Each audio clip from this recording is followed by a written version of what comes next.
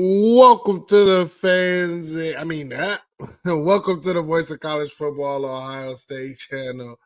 How are you all doing? I am your host, Cleveland Mike. Man, it is good to be back. Haven't had a show in a minute, man. Are we having volume issues? Is anybody able to hear me? Let me know in the chat if y'all can hear me. Seems like we having volume issues. I hope that is not the case.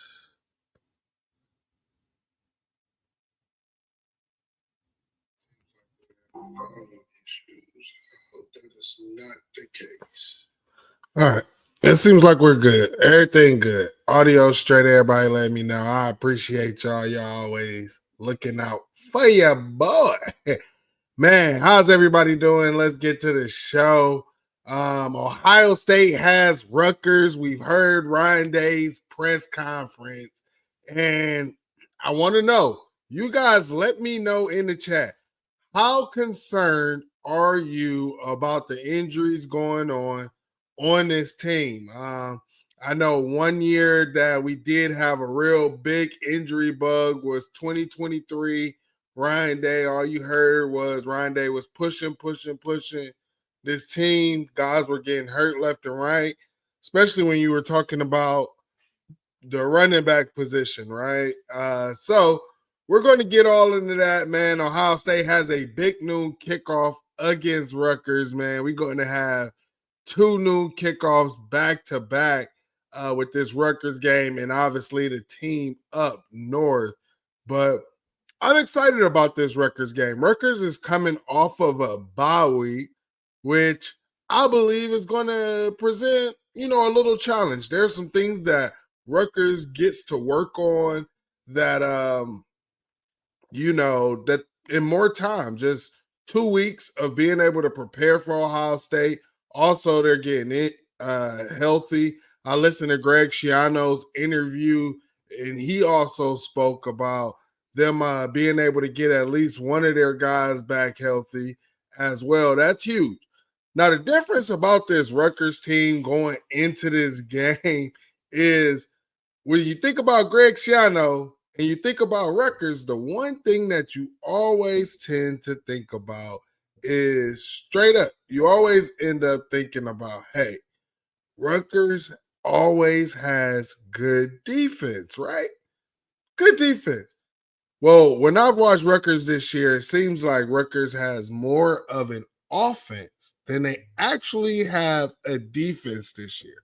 So you guys let me know what you guys think about this Ohio State versus Rutgers game. I think that it's going to be BTA, business as usual. That's not what that is abbreviated for, but for those who know, just let me know in the chat how you are feeling about that game. But going up against Rutgers, especially like I told you all, their defense isn't really that good. Especially, this is how you know a defense isn't good. When your leading tackler is one of your DBs, he's their leading tackler with 59 solo tackles. And then also your leading sack leader, 2.5 from your defensive lineman. That is not good on the defensive side of the ball. Ours is 7 with Caden Curry. So, that just lets you know right there. But I'll say this.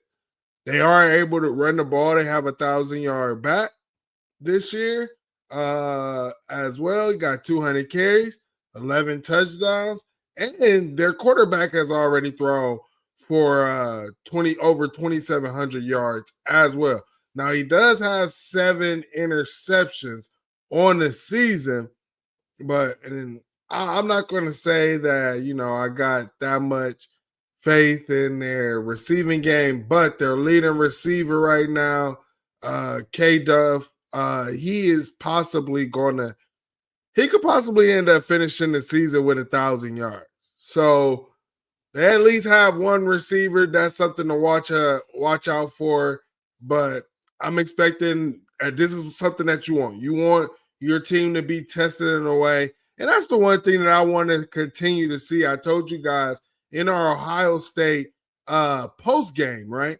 I told you guys I'm having some issues or a little bit of worries about what is going on with our secondary in the coverage. Do they just need more reps because they haven't been tested by many teams? And I think that this might be one of those games where they will be tested. Also, just the way Greg Schiano is you're going to have to be disciplined. You're going to see he's going to throw everything out there that he possibly can. You're going to see all the eye candy. You're going to see, guys motioning. Is that secondary going to be disciplined, or is someone going to be trying to make a play and then a guy be wide open? We're going to see all the trick plays coming from Rutgers. You best believe that. And Ryan Day also spoke about it in his interview. He said that Greg Schiano and Rutgers, they're going to attack you in all three phases, but it's going to start off with the special teams.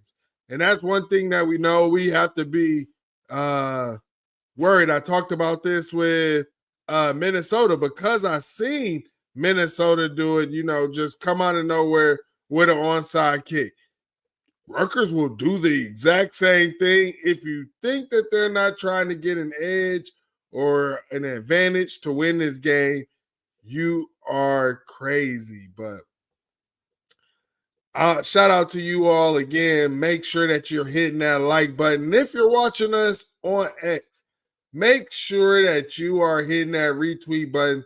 We'll definitely give you all a shout out. Shout out to our loyal listeners. We appreciate you. We love you.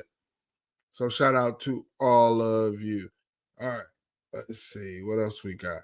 All right. So what everybody is wondering is JJ and Carnell Tate injury, right?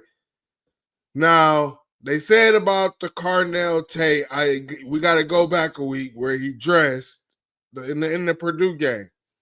Carnell Tate dressed, but then he didn't end up playing, saying that, hey, he was feeling some tightness or whatever. And then he did not dress in this following game against UCLA. He just was, chilling, hanging out on the sideline.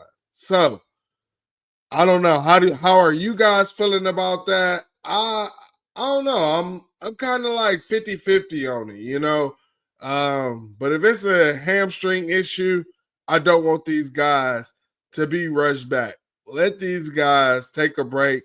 You don't need them against Rutgers. I do have a question that I want to ask you guys, but I'll probably go ahead and I will save that for maybe the post game after Rutgers. I'll save that. Shout out to everybody that's on X hitting that repost button. We definitely appreciate you doing that. Just doing this helps us grow, man. You guys help us grow. You hit that like button, helps us grow in the algorithm. Hitting that retweet button helps us grow in the algorithm. So we appreciate it, man. This channel only grows because of you. So you can kind of take pride in that. Say, hey, I helped that channel grow. I remember when they had just started out, man.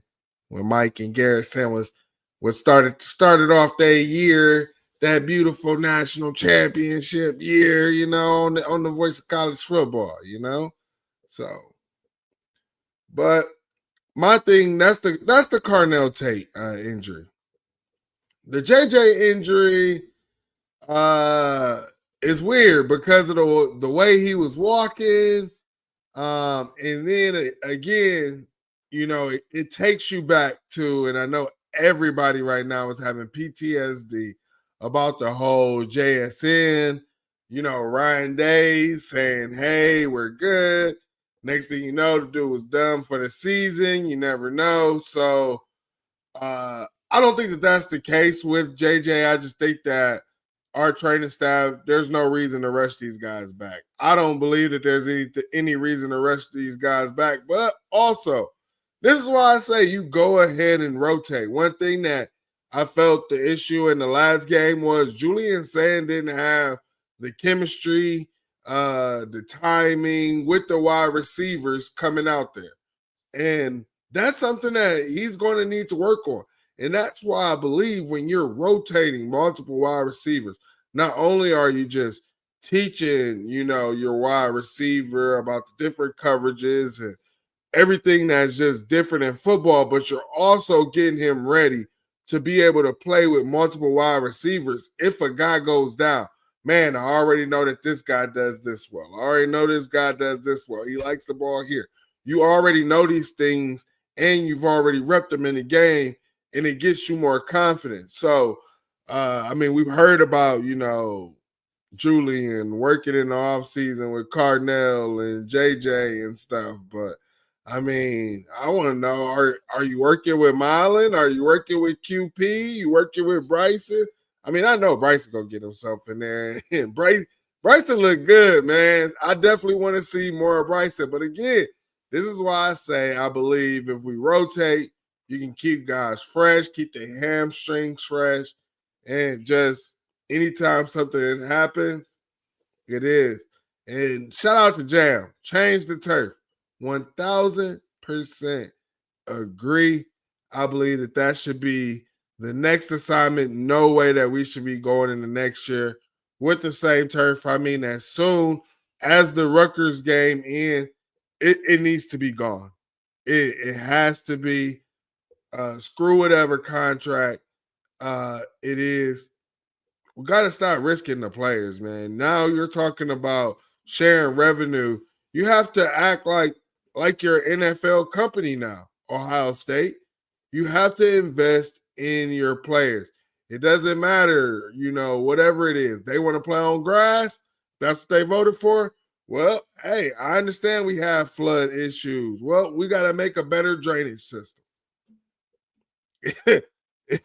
It is what it is, man. Like, don't tell me that Ohio State can't pay and can't make the money to have a better drainage system so that we don't have any flood issues or whatever in the shoe. I'm not trying to hear any of that noise, bruh, at all. People need to go ahead and make that stuff happen, or we could just do a better turf.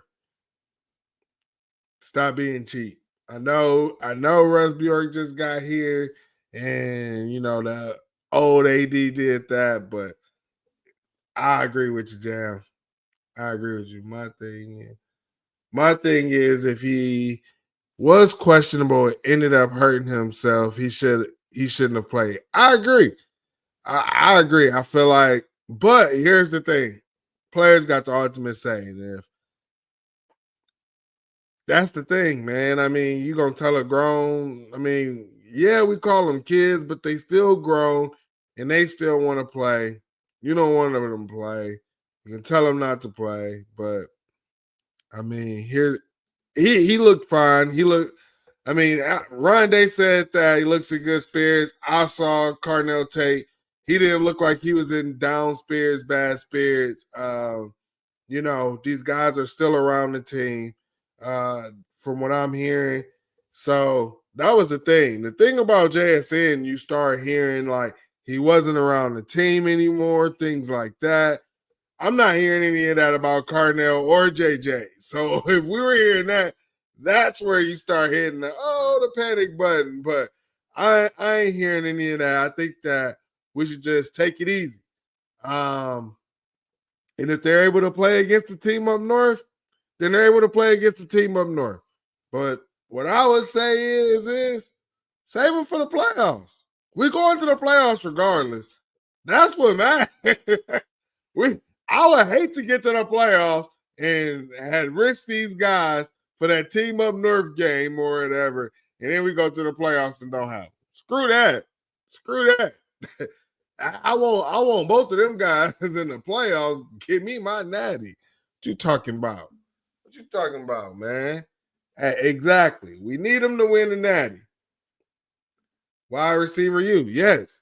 But this is why my thing about this is you could tell what I felt was the timing was off with some of the guys, right? If you've been repping with Lincoln the whole time, which you saw when Lincoln got out there, it looked like he had more chemistry with those wide receivers that was out there, which is A lot. It's understandable. Flat out understandable. Uh I just want to see Julian Sam be able to rep with those guys. And I think that once that chemistry gets going, we'll be fine. Now, Marlon Graham, he has to work on those contested catches. That's something that he's just going to have to continue to work on. I don't know. Brian Hartline, he's known for developing. So I'm hoping that he can learn as much as he can before Hardline, might take a head coaching job somewhere. We'll see about that. Speaking of head coaching jobs, I definitely want to give a shout out to James Franklin becoming the head coach of Virginia Tech. And I put a tweet out not too long ago under a comment because people were talking about all of these recruits leaving, and someone was saying you picked the school, not the coach. And it's like, here's my thing on this for Penn State fans. Cool. You happy with James Franklin? Cool. You happy that he's gone? Cool. But those recruits flat out did not pick Penn State because of the brand. They did not. They picked that because of James Franklin. Matter of fact, let's really talk about the Penn State brand right now in the CFP era is James Franklin. Flat out. It is. You don't want to bring up anything before James Franklin. You might talk a little bit about, oh, we had Bill O'Brien, but anything before that, you ain't really trying to bring up any of that. This man helped you out of sanctions. He did all of this. James Franklin was the brand. And now he's going to Virginia Tech, and now you see recruits are starting, hey, I'm about to go take this visit. And that's what they have been waiting on. So shout out to James Franklin. I hope he has success in the ACC at Virginia Tech. I know that he was recruiting our guy Gabe. So shout out Gabe. Maybe he'll stay at Virginia Tech, and James Franklin finally gets one of the players that he wanted. So I do have a question for the chat that I wanted to ask you all, man. I want to know, which Buckeye senior will you miss the most? Because, it's senior day. They're going to have senior tackle. This will be their last game inside the shoe. What senior will you miss the most? And Ryan Day was also asked about, is there, what do you do for the juniors? How do you get them prepared? If this is going to be their last season. And Ryan Day just said, they basically help these guys out throughout the season. If they know that the guys are going to go on to the NFL, they help them out so that way they're not surprised by anything at the end of the season when it comes to, the NFL or having to move out, those types of things. So shout out to Ryan Day and the staff just getting these guys already ready. But I do need to know, man. I do need to know who will be your favorite senior that you feel like you'll miss. And that's mine right there. Kenyatta Jackson. I feel you on that one. I feel you. But in your name right there, the Block O show. The Block O. Sonny Styles. Sonny Styles will probably have been. Well, yeah, he will be a senior now. The 2022 season, he was a freshman. 23 season, he played. He was a sophomore.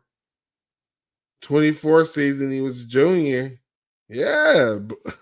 Sonny Styles, man. I mean, just to watch his growth from this man just coming in. He never was a head case. You worry about the kids who are reclassifying, right? Coming into college, you have access to a lot more things than you would while you're at home. And the whole time he was professional. His interviews, professional. His social media, professional. Everything, you didn't hear no issues. You didn't hear no gripe.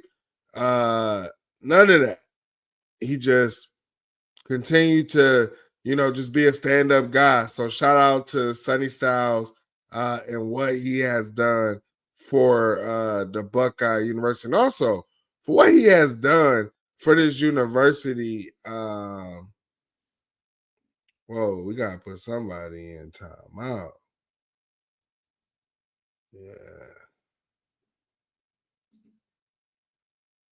Yep, there we go. Yeah, they gone. Somebody was wilding in the chat. All right. Anyways, but Sonny Styles, what he does with the Huckleberry House for homeless teens and everybody, man, I just appreciate him, man. He's going to be missed. You're talking about a kid came in, was playing safety, then moved down to linebacker, and you see just he's a true linebacker. That was one thing that we talked about in the preseason, was being able to see him trigger, hitting those instincts, moving quicker, putting his hands and moving. Old lineman now. He has all of those tools. So shout out to Sonny Styles and just being able to see him grow. And he's just going to keep growing. He's only played 2 years of linebacker, and this man is going to continue to grow and get better at the position. And it's crazy to say, but he'll probably end up being a better pro than he was in college. And it's only because he only had 2 years at the linebacker position. So shout out to Sonny Styles. I think that he will be missed. I see somebody put Arvell Reese. I guess that will be the junior that will be missed. I guess I'll ask you guys, who's the junior that will be missed the most? I will definitely say Arvell Reese. I have been on record saying I think it is criminal that we only get 1 year of Arvell Reese. I think that we were completely done wrong for that. I think that the person that hid Arvell Reese had no packages for him and they play calling or anything. I think it should be a crime. Yeah, I think that you should be in jail for not allowing this kid to get on the field. Just what other assignment did you have to have this guy on an obvious passing down other than go get quarterback, go give me the ball, go give me the ball? Like it is a crime. Yeah, he would definitely be my favorite junior missed, and it's so funny because I have a friend who's an Arkansas friend, and he was just messaging me. It's so funny. He was messaging me earlier in the season, and he was like, man, where do they got Arvell Reese going in the draft? And at the time I was like, oh, they're saying, second round, maybe, late first. And then the next week happened, and then I'm like, well, they saying, definitely going first round for sure. And it just kept going up, and we just kept talking about it, and he's sending me clips. So this man has a fan base in the SEC country already. That just goes to show you. I think that people are starting to respect Ohio football as well. But back to these Buckeyes, man. Gabe Van Sickle, man. Ryan Day spoke on him, saying he earned himself some more reps. I want to see. This is one thing that I talked to you guys about on the post game was, can Gabe Van Sickle go into the Rutgers game and then we go and get explosives in that game as well? Man, I think we might have found out the issue. Also, Philip Daniels graded as one of the and PFF graded as the highest offensive lineman. So I mean, it looks better when someone isn't around him. I'm just saying. And a lot of people are worried or asking about the focus of this team. These guys and everybody saying Ohio State don't play anybody. Well, how is Ohio State able to play conservative and still beat up on these teams and blow these teams out and cover the spread and do this and do that? And One thing that Ryan Day just spoke on was the eyes.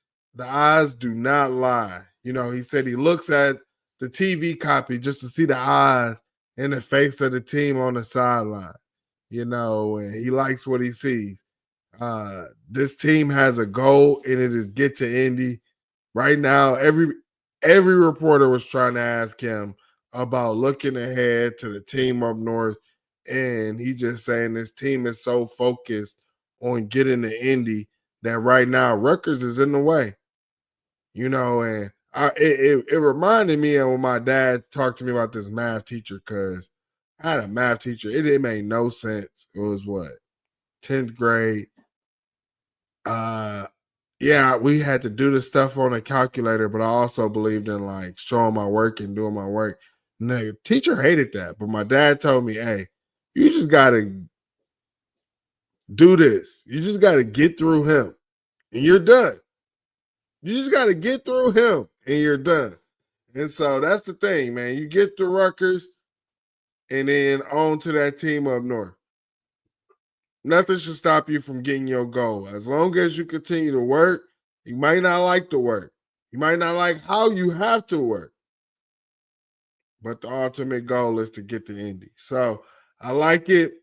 I like this team. I like the fire that they have in them right now. I'm very excited about this Rutgers game. Myself and Garrison will be diving more into this game as well. But make sure you stay tuned, because we also are going to be talking about this college football playoff rankings that I am not a fan of. It is really sad because these fools basically almost got me having to defend my rivals. Y'all got me needing to defend the team up north in these rankings. Oh, Lord. Yeah, these rankings been crazy. The College Football Playoff Committee has been off the chain. But before that, let's go ahead and take care of some business. Get your business, product, service, or personal brand to the next level by partnering with the Voice of College Football. See what our partner Win Agency has to say about his sponsorship experience with us right here on screen. Let's discuss how you can reach your target market. Contact us at sponsorships@vocfb.com today. Again, that is sponsorships@vocfb.com today. And we got one more housekeeping. College football is even more exciting when you've got some action on the line, and the games are even better when you're cashing in. And the Voice of College Football is the place to be to get the greatest value. Start with my picks. 75% against the money line, 58% against the spread, and I've got a 40-plus year track record. 11-0 in the college football playoff for me last year against the money line, 8-3 against the spread. And I'm just the warm-up act. Steve Merrill of Wager Talk is our ace in the hole, show stopper. 7 years with the Voice of College Football, over 30 years in the industry. Steve gives us analysis on all the big games, but you can't miss Steve's weekly under-the-radar pick. 28-12 against the spread the last 3 years. You also get picks from some of our top analysts here at the Voice of College Football, including Corey Bratta, Matt Zemek, and Steve Dace. Check out those numbers. Become a YouTube or Patreon member for just $99 per month. Go to the main channel on YouTube, click join, and then select a betting tier. Do the same thing on Patreon. Make 2025 a winner now. All right, we are back.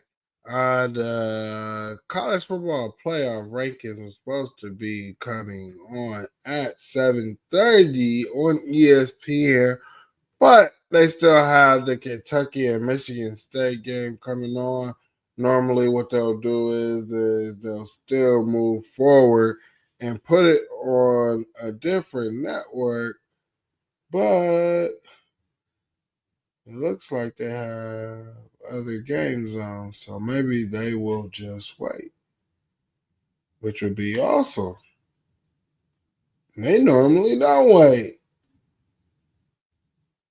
They normally don't wait. We might actually get the college football playoff committee to wait on us.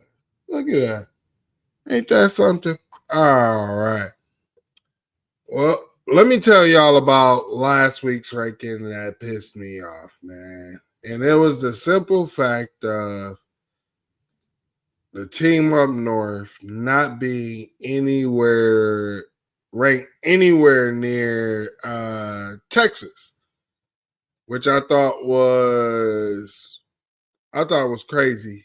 I thought it was beyond insane that they weren't. What last week they had Texas at 10. They put the team up north at 18. Both of those teams were at 10-2.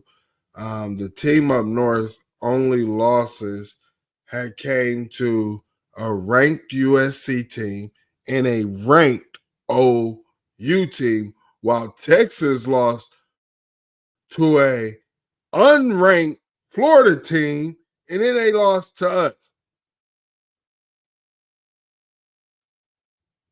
Like, it makes no sense. And the SEC bias is all throughout the committee. So I had to call that out. And I will forever be calling it out. We're waiting on the next ones. But as you can see, Texas looked like they didn't even belong on the field with a top 10 team, let alone a top 5 team. And I see everybody want to continue to be like, oh, look at the week 1 score that Ohio State had against Texas. Bro, you do not know football. And that's the worst transitive properties that you could ever use, man. Let's see what everybody's saying in the chat. It should be Notre Dame, Oklahoma, and Bama in that order. All right, these boys been waiting for some get back against that team up north. Don't get it twisted. Oh, I agree. I do. And here's the thing. My guy Steven Means, man, from Cleveland.com, I'll be watching my guy, man. And he was talking about it on his show on the pod and about the question he wanted to ask Ryan Day.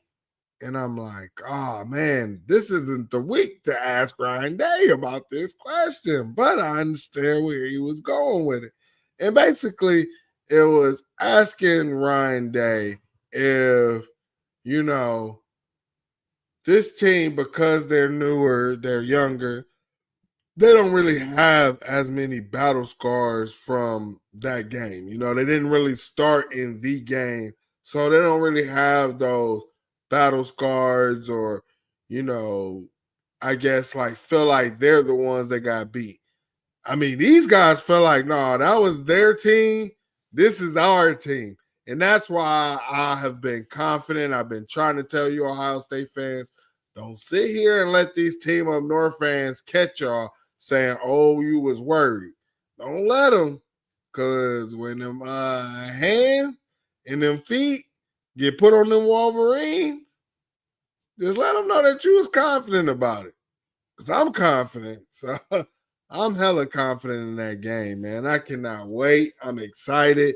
But yeah, I understand where Steven was going with that one for sure. It is a minute and 13 seconds, boy. The SEC, boy, they show don't mean more in basketball, boy. Hey, Izzo is putting hands and feet on them boys. They beat them boys by 20. Good Lord. All right, let's go through what everybody been talking about. All right. I'm preparing for the worst and hoping for the best. That's when people was talking about Jeremiah and Cardinal. As long as they can make it back for the team up north game, I'm not concerned. Honestly, if they don't make it back for the team up north game, I'm not concerned. I am not concerned. I think that we can still beat the team up north without them. Like I've been telling you guys, just you got to be out there. And then you got QP out there as well. You got Marlon Graham. Just let the young guys cook. Let the young guys cook. You also got Max Clare as well. And to be honest, it might open up the defense a bit, them not worrying about JJ or trying to cloud a whole field or shut a whole field down might open up the defense a bit. But I'll say this: the only thing about in that game, if we go vertical, I think we're fine. The whole issue in last game was the whole horizontal crap. I don't know if Will Howard was seeing double or what. Let's see. I know they're in the battle with Purdue this season, so about the same score. It's funny when you have a defensive coach. Another 200-yard rushing between Jackson.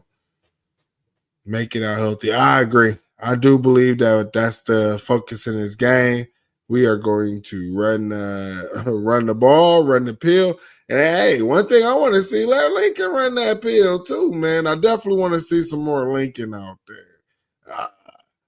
Yeah, Lincoln got that dog in him, bro. My thing is, we read down. The difference in the Jay situation was we saw how they got injured. Yeah, that's why I'm wondering. I don't know. I do remember like when JJ came down funny or whatever, he was on the bench and in pain. That was like earlier in the season. I wonder if that has creeped up and bothered him. I don't know. But we playing in a slow play. We playing at a slow pace all season just for our most important players' health to be in question in the most critical part of the season. Day one of Heidi, you can't make this. It's like Fort Knox. Penn State as a brand is not good. That's true. Shout out Linda Jackson. We appreciate you. James almost got Justin Fields. That he did. That was okay. So I had a thing about that, about Ryan Day and why when he was a quarterback's coach, why he didn't initially go after Justin Fields, because he was committed to Penn State. I didn't understand why we didn't go after him. I remember you talking about the Twitch monsters before the season. Man, you was spot on. Hey, here's the funny part. If you was following me from the preseason of the 2024 season, I was talking about this, and I had to just shut up or whatever so many times because I just knew it. I knew about what Arvell could do. I just knew these guys were just built a little different. And then also you could see like when they did get those opportunities to get in the game, you could hear the way that they were hitting, the way that they hit someone. You could hear it on the TV screen. And that was just my thing. Like I was telling someone in one of the Twitter spaces was, everybody was talking about the whole Damon Williams and all of this stuff and the running quarterback and how it was going to get us. And I'm like, bruh, that dude's going to get smacked and then it's going to be over with. Like, he ain't going on. And that's exactly what happened. Couple hits, one from Sonny, another one from Arvell. Dude didn't want to run no more. He wasn't trying to run. Everybody talk about Texas A&M quarterback. Oh, he'll run. Couple hits from Arvell. I doubt that skinny boy want to run anymore either. Like underpants, yeah, let him go ahead. He'd be like, yeah, let's not go to the playoffs, man. I need to take a little bit of time off. K McDonald, because I met him in person.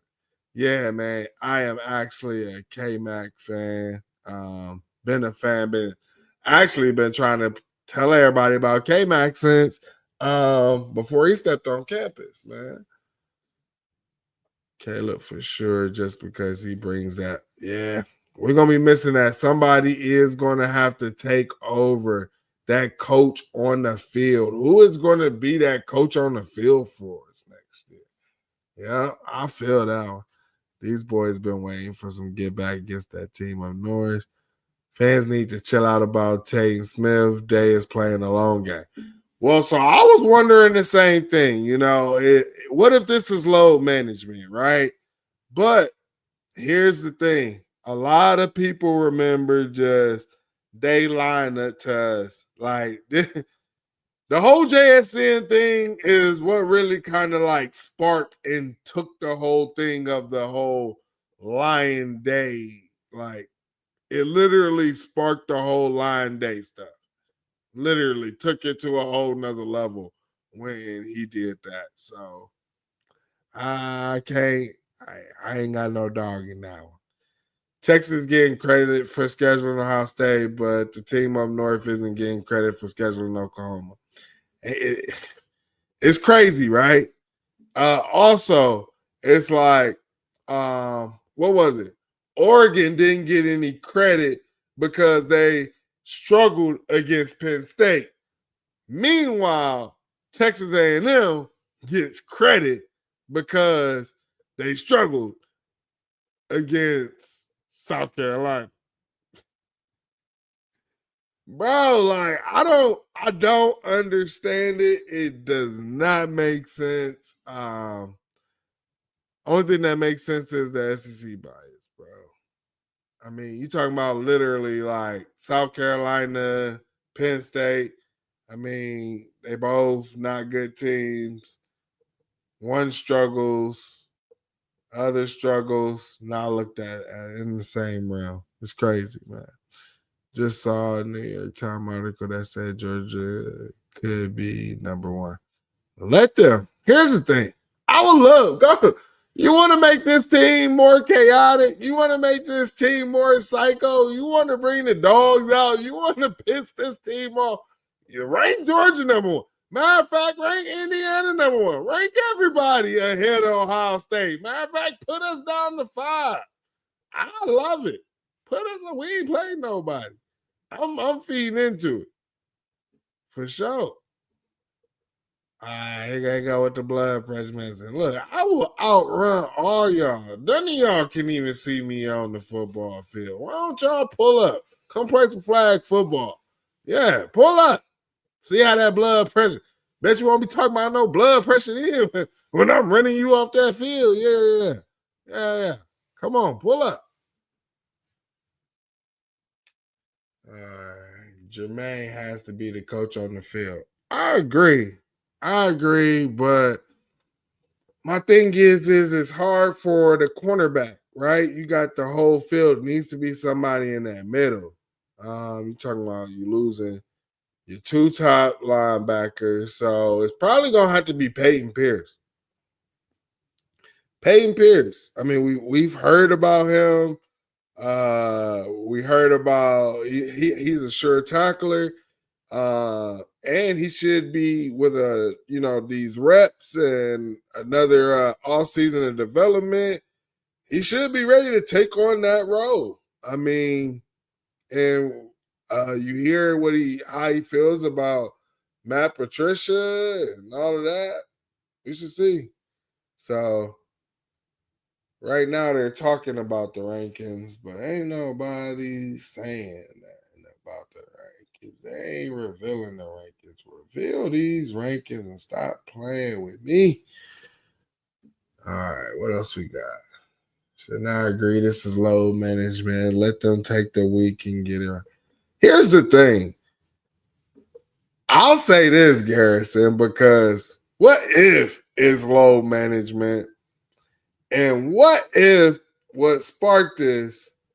What if what sparked this was, man, we just put Carnell in the slot, watched him do it. He never repped at this position.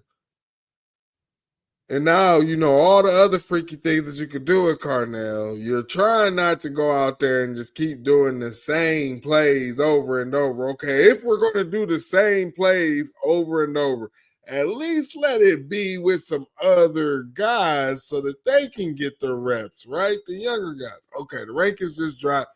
Arizona State at 25, Tulane at 24, Houston at 23, Mizzou at 22, Illinois at 21. All of these teams were not ranked beforehand. So they put basically saying Illinois and Mizzou are comparable. Now you got at 20 Tennessee, 19 Virginia, the team up north at 18, Texas ahead of them at 17, and then Georgia Tech at 16. How is the team up north at 18?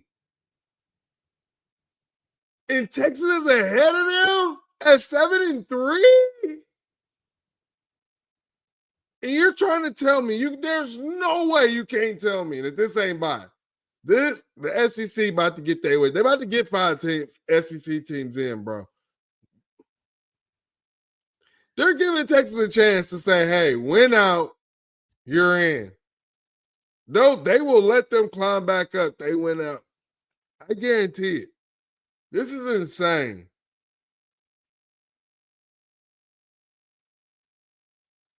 I cannot believe this is happening. All right, USC coming in at 15. They're only up 2 spots. I think that's BS. 8-2. And they only at 15. In the Big Ten.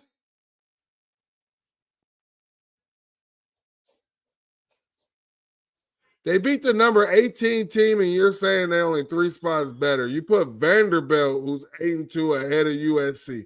BS. USC would beat Vanderbilt on a neutral field. And then you put Miami at 13. I could see them being ahead of USC, but actually, you know what? I got to look at this. Who has USC lost to? USC, I believe what they lost to, was it Illinois they lost to? Illinois and who else?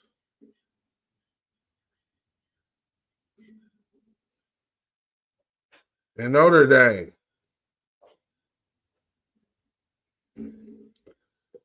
This is crazy. Utah 8-2 is up at 12.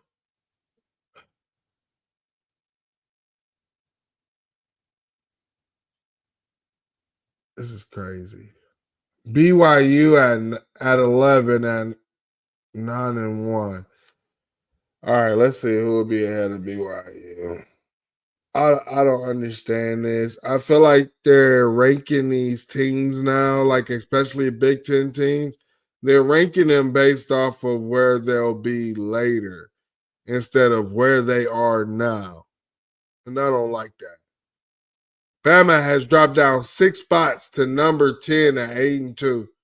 So right now, Bama is still into the college football playoffs at 8-2. They cannot have another loss though. But that's something they ain't gotta worry about, man. They got Cupcake Week before they go into rivalry week. So this is SEC Cupcake Week. Nothing to watch in the SEC at all.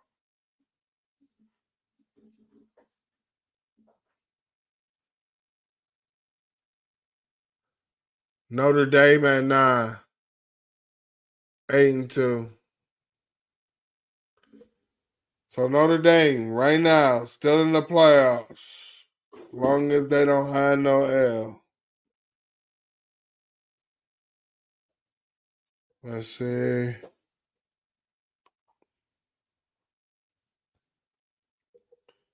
I was supposed to have an Amazon order that was supposed to be here already.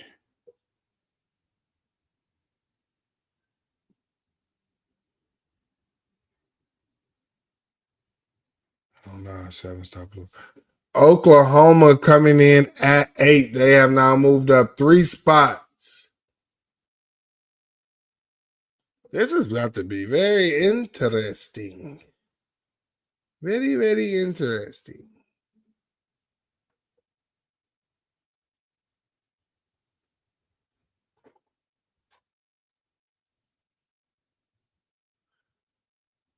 Oregon moves up one spot to number 7. Oregon and USC play each other, man, and that's the thing. Like, if USC wins, they should be in. Oregon should also still be in, but for some reason, because of how far down they got USC, they're going to find a reason to keep Oregon out if Oregon wants to lose. I don't like that. Ole Miss up one spot at number 6.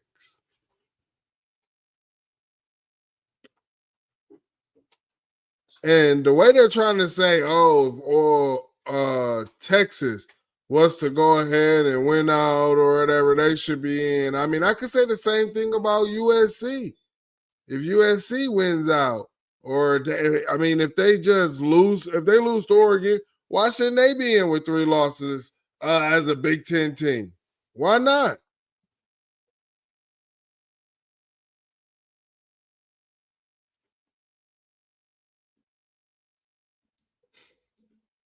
Appreciate you.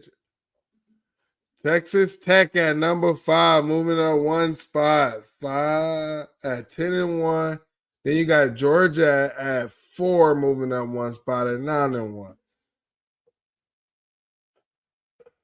All right. So how do they mix up your 3? Texas A&M got to be at number 3, which I thought that they would have put Texas A&M maybe at 4, but they didn't because they're undefeated. So your undefeated team still 1, 2, 3.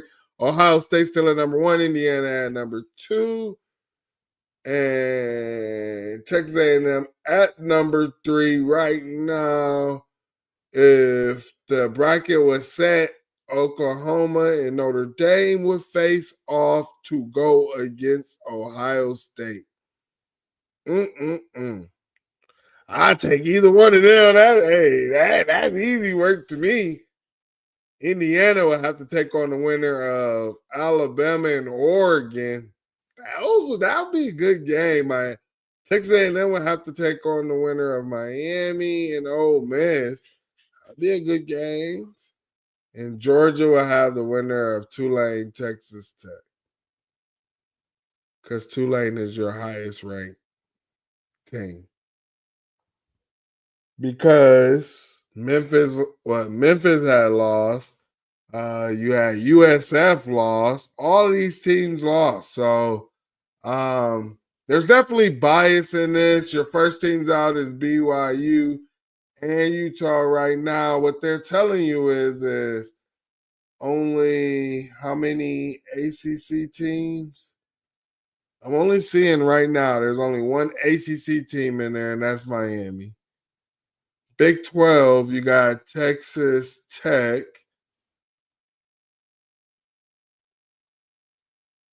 So the ACC and the Big 12 just